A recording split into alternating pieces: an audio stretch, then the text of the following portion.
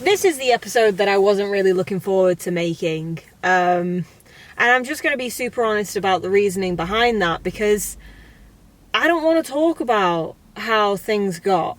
I don't want to talk about what this entire episode is called. And I've spent the entire week trying to write and plan out and be creative, be the photographer, filmographer that you all fucking know. And I just can't do it. But I am going to speak about it. It's not going to be super creative. It's really not. It's going to be... I'm going to try and capture exactly what I feel like was going through my head at the time of everything that was happening. Which is horrible. I have to put myself in a space that I worked so hard to get out of. I really hope this episode doesn't resonate with you. I really hope that you can't relate to what I was thinking and what I was feeling. I really don't. Because I don't wish this on anyone else. Though I've come to realise mine was an accumulation of things. It still doesn't mean that it wasn't difficult when it started coming to light and then I had to deal with it. But you know, I've always wanted to keep myself open and honest on social media, because I started social media by being fake, by not being who I am, by faking my personality, not only what I was doing, you know, like, and to be seen as an inspiration and to say things that weren't true and people believing in it, you know, really got to me when I was a lot younger. So since then, I've only ever presented myself, regardless of how small or big that section is. So I hope you're patient with this episode. That's all I'm going to ask. I'm not going to ask you to enjoy it or like it or subscribe or all these things that apparently we're meant to do as marketers.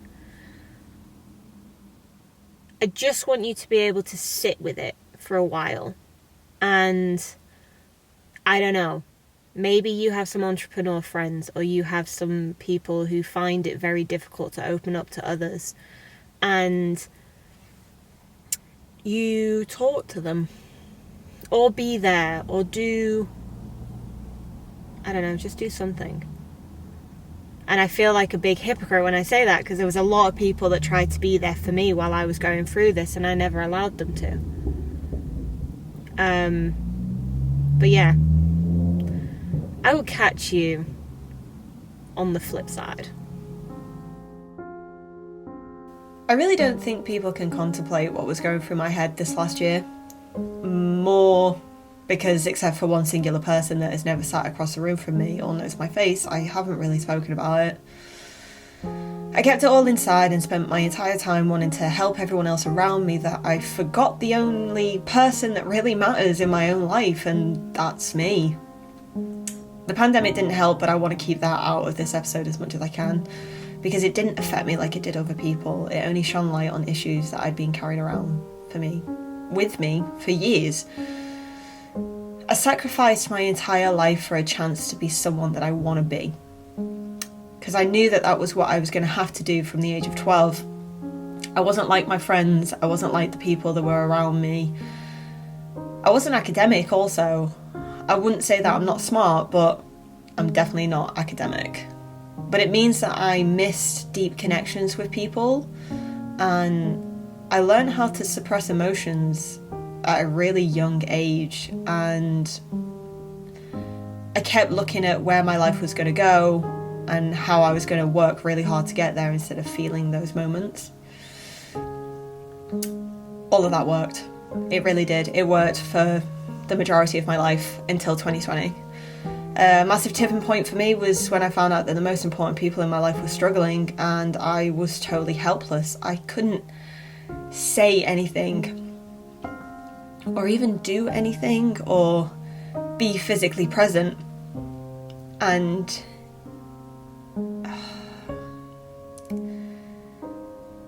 It reminded me of how much of my life I had distanced myself from the people who mean the most to me. Dude, I was so severely independent. I didn't party much in my 20s. I didn't take the time to learn about myself and who I am, what makes me tick, what I don't like, my boundaries. I didn't spend much time with my family. I worked since the age of 18. I worked, and that is what I'm known for. It's probably one of the reasons that you're watching this, or you follow me, or you look up to me, I don't know. It's because of my work ethic. And on a piece of paper and on social media, it looks amazing and inspirational, but that sacrifice does come with cost. I chose this, okay? I don't want anyone to feel sorry for me. But I definitely use working as a coping mechanism. And I always have. It's only become apparent recently. It was really fun in the beginning, and it was exciting, and I would sit there and have these amazing conversations with people around me of where we were going to go and who we were going to be, and then things happen. I felt heartbreak for the first time in my life through friends that I thought were always going to be there, through partners that, it just didn't work out, because that happens. But instead of sitting in those moments and healing from it, I just worked. I remember at one point I went through a traumatic experience, and I built an entire company from it. That's what I did. I buried my head for 6 months and I built an entire company. That's how I dealt with it. I didn't appreciate that I'd just gone through something that I don't think people should go through. I just worked. Emerge Elite should not be here. My choices and my actions in 2020 should have led to its demise. We went from selling out products and having big launches and such an amazing community of people to hardly shifting 5 products a month and slowly and surely going into quite a lot of debt. I never spoke about it. I never did. I went into a significant amount of debt before I even admitted it to my mum that's what had happened.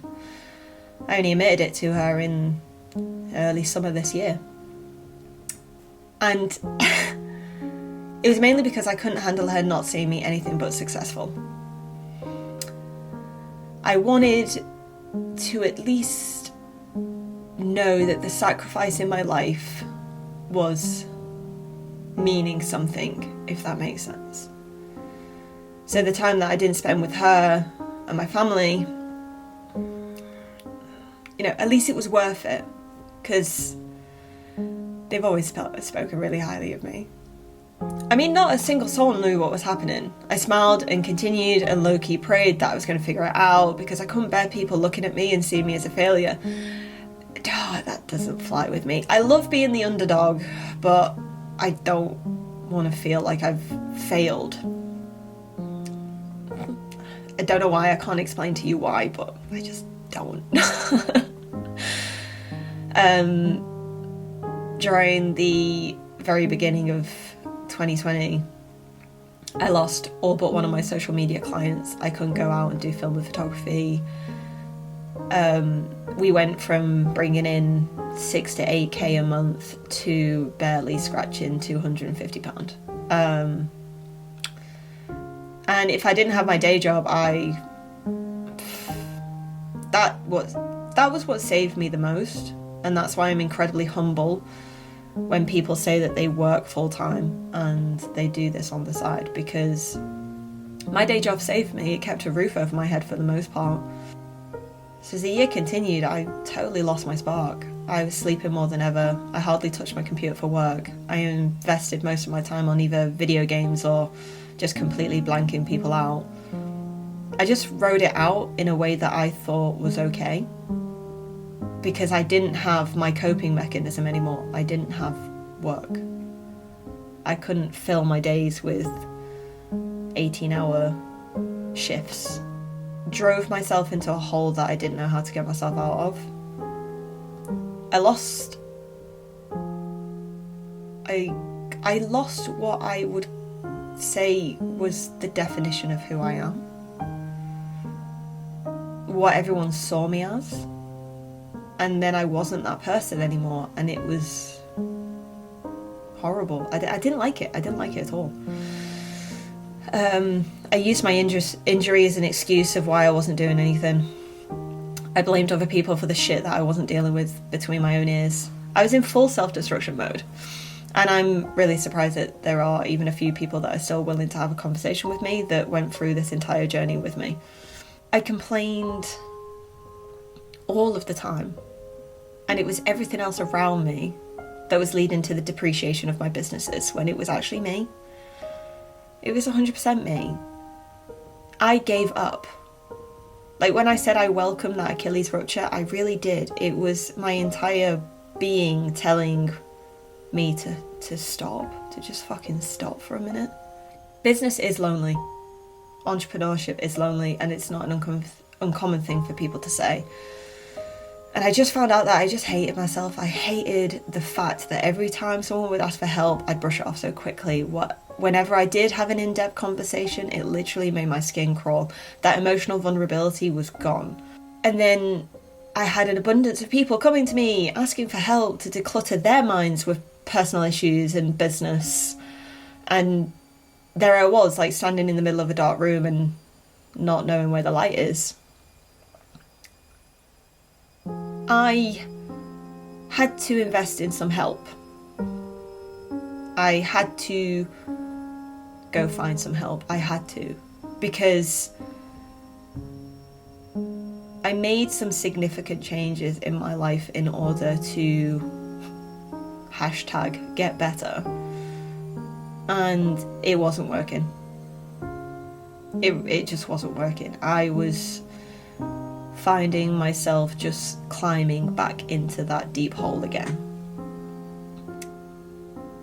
And I couldn't do that. I had been told that I had a few issues. So the first one was like a panic condition, in which when I felt out of control of my own body, I would panic, and then that would lead to panic attacks, and they are horrible. They are not fun. I don't know if anyone's ever had one before. And that was a lack of control. So then when I got told that, I tried to control everything in my life so that wasn't going to happen. And funnily enough, the world is the way that it is, and you can't control everything around you. One of my most significant things that I don't really talk about a lot is burnout. Now, there are very different types of burnout. I think I've ticked quite a few of them now. There's emotional burnout, mental burnout, physical burnout. Some of them can lead to you needing a break, so even just needing more sleep or relaxation or a day off. And then there's other ones that can literally take you months to claw yourself out of, and that was definitely what I would define what happened to me in the midst of 2020. I completely burnt myself out to the point that in December 2020, I spent an unreasonable amount of time in and out of hospital trying to get doctors to figure out something that was psychological. So I spent quite a bit of time on diazepam, so like a muscle relaxant, a chill out thing. And then I'd get angry that I was so chilled out because it made me so chilled out that I then didn't do anything else. And I know that that's kind of what my body needed, but it didn't mean that I wanted to do it. Because I made changes, moved house, got promoted in my day job. There was a lot of things going on in my life, and I needed to turn up. I needed to be 100%. I was trying to put things back on track. I'd got more clients again and stuff like that. So yeah, it was difficult.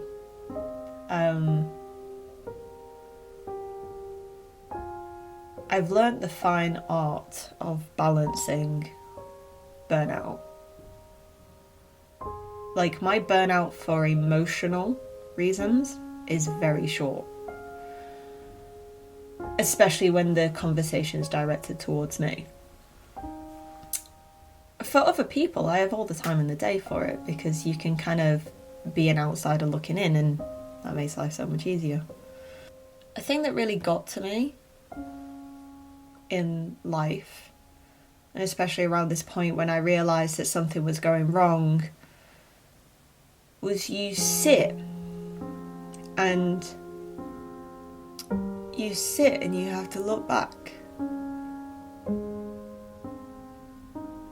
You have to sit and look back on a lot of things that happened. And when I first started working with a therapist, she gave me a concept that to this day I just thought was brutal but fucking on point. Because ever since I was a kid, I've learned how to suppress everything. In confrontational situations, I'm very quiet. I normally shut down instead of coming back. Like, whenever anything happened to me, from being bullied, someone hurt my feelings or anything like that, 9 times out of 10 I wouldn't speak. I would just sit there. And then once they'd finished what they were saying, I would remove myself from the situation. That is how I have learned to cope with life. And my therapist put it in a great way, of where she was like, that's great, okay, whatever, you know, like, you learn how to cope in a world that you didn't understand. And she was like, the problem that you have though is that it's like you're holding a grenade. Bear with me on this one. It's like you're holding a grenade, but you have pulled out the pin enough that you're in complete control of when it goes off. So all you need to do is fuck up. Just aim for a millisecond and it blows up. And that's why I found out that a lot of things have happened in my life. That's sort of the way that it happens. I'm in complete control of how my life goes. I think we all are. But I teeter on the edge of self-destruction and not. And I was like, when she said it, I was like, don't tell me that I'm holding a freaking grenade and I'm like literally in complete control of the moment that I'm going to blow myself up with it. And she said, but that's why you sat here. She's like, because you did blow up. She was like, you did crumble. And the part that I really liked is she said, now we just need to figure out the grenade. She was like, a grenade is made up of a bunch of different components. She was like, there is a mere few components that if you put them together it will cause an explosion. If you remove those components it will not explode. That moment was significant. Because that was it. We had to find out what kept making everything explode. Like, why was I able to continuously go through life absolutely fine, do everything that I need to? I got into new relationships, new friendships, new business ventures and stuff. And then it was like at some sudden moment, everything just like blew up. And then I would just kind of go, okay, cool, suppress, move on. We needed to figure out what that was. And after having to delve deep into different parts and conversations and stuff,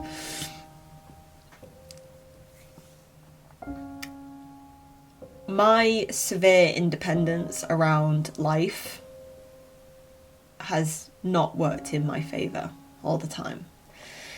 That is where Be Unapologetically You came about. Be Unapologetically You is a campaign for anyone who just feels like they're a little bit different. You know, they're not the run of the mill, I guess you could say. They're different, and it's exciting, and you should be who you are.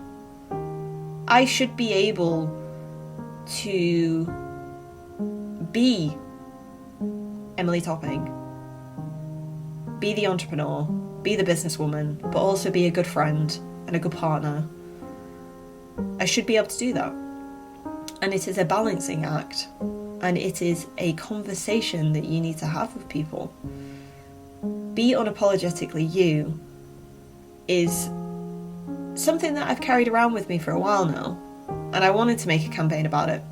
I wanted to get myself out of debt, and I gave myself the goal of, if I did not get myself out of debt by November 2021, Emerge Elite would close and we were done. I would move on to different business ventures that are bringing in more of an income, that don't cost as much to run. I would move my energies into different projects. So I set myself that goal. I didn't tell anyone that goal. And that was my goal. Get out of debt. If I don't get out of debt, Emerge Elite crumbles. And that was it. I was very black and white with it. So this past year, I have worked my ass off. I have worked harder than I ever have before in my life. I've done more hours. I've pushed myself in different areas that I didn't even think that was possible. And I became unapologetically me. I became the person I want people to fucking see. And I've met people that have really, really freaking helped that. I now surround myself with people who understand what I need to do. And most of these people are not business related. They're just people. They're people who understand what I'm trying to do and who I'm trying to be. And they like me just for that.